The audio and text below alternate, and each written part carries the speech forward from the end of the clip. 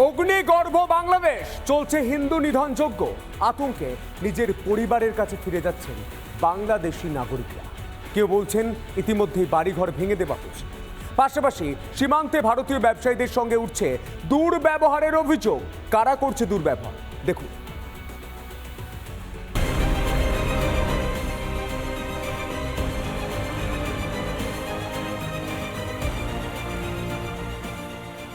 বাংলাদেশে হিন্দুদের ওপর অত্যাচার, বাড়ি থেকে ফোন, চলছে লুটপাট।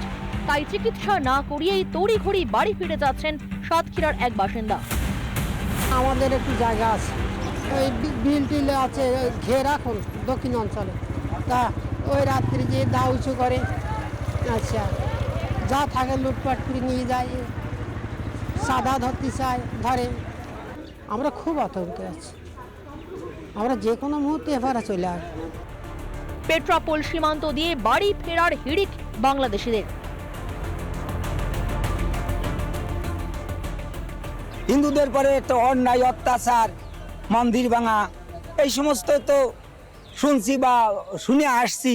দেশে যখন একটা সমস্যা বাঁধে তখন তো আতঙ্ক এমনি এসে যায়। মাদারীপুরে আমার বাড়ি, খুব ঝামেলা হইতে আছে। ফোনে শুনলাম যে অবস্থা খুব খারাপ। মন্দির সাধুগুফার মানে হিন্দু গুফারই বেশি অত্যাচার। আমরা চাইছি আমরা যাতে শান্তিতে দেশে বাস করতে পারি এবং সবাই আমরা ভালোভাবে থাকতে পারি। ভারতীয় ব্যবসায়ীদের সঙ্গে দুর্ব্যবহার, ব্যবসার জিনিসপত্র ছিনিয়ে নেওয়ার অভিযোগ উঠছে বাংলাদেশি কাস্টমের বিরুদ্ধে।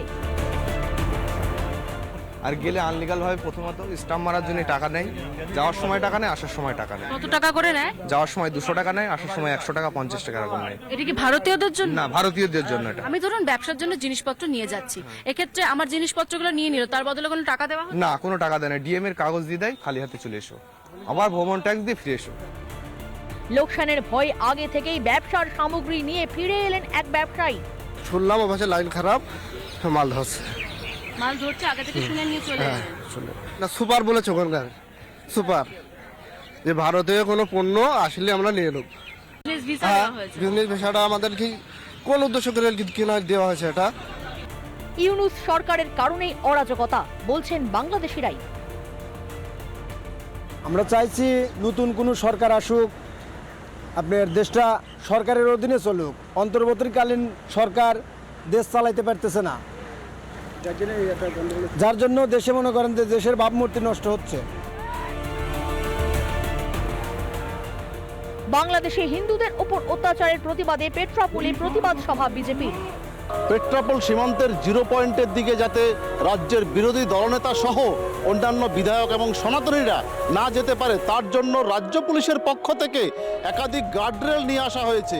ইতিমধ্যে ওয়েস্ট বেঙ্গল পুলিশ অর্থাৎ ডব্লিউবিপি ট্রাফিক, তাদের যে গার্ডরেল, সেই গার্ডরেলগুলো সীমান্তের জিরো পয়েন্টের কাছে এভাবেই পরপর সারিবদ্ধভাবে রেখে দেওয়া হয়েছে। অর্ণব মৈত্র, ঐন্দ্রিলা ঘোষ ও টিটপ বিশ্বাসের রিপোর্ট, রিপাবলিক বাংলা। নানা ধরনের কন্টেন্ট দেখার জন্য লাইক করুন, শেয়ার করুন আমাদের ফেসবুক পেজ, সাবস্ক্রাইব করুন আমাদের ইউটিউব চ্যানেল। পাশাপাশি অন্যান্য ব্রেকিং নিউজের জন্য অবশ্যই চোখ রাখুন রিপাবলিক বাংলায়।